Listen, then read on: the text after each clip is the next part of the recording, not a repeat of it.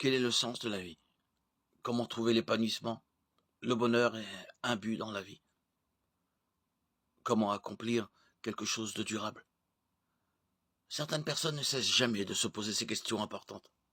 Après quelques années, elles regardent en arrière et se demandent pourquoi leurs relations se sont brisées et pourquoi elles se sentent si vides, même après avoir atteint les buts qu'elles s'étaient fixés.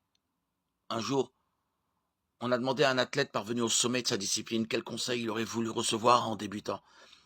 Il a répondu: j'aurais voulu qu'on me dise que quand on atteint le sommet, on n'y trouve rien. Beaucoup de buts ne s'avèrent vains qu'après qu'on ait perdu des années à les poursuivre.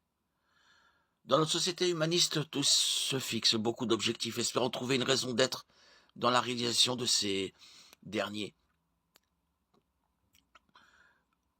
Le succès en affaires, la prospérité, de bonnes relations, le sexe, le divertissement, la philanthropie.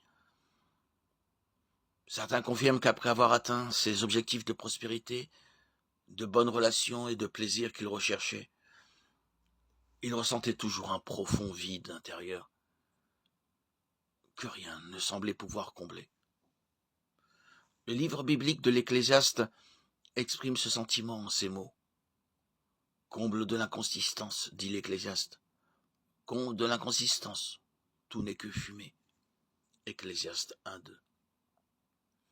Le roi Salomon, l'auteur de ce livre, était riche au-delà de tout ce qu'on peut imaginer, disposait d'une sagesse plus grande que n'importe qui d'autre à son époque ou à la nôtre, avait des centaines de femmes, des palais, des jardins qui suscitaient l'envie de tous les royaumes, la meilleure nourriture, le meilleur vin et toutes sortes de divertissements à portée de main. Il a dit à un moment donné que tout ce que son cœur désirait, il se le procurait. Pourtant, au final, pour lui, la vie sous le soleil, une vie vécue comme s'il n'y avait rien en dehors de ce que nos yeux voient et que nos sens peuvent expérimenter, n'a pas de sens. Pourquoi donc ce vide?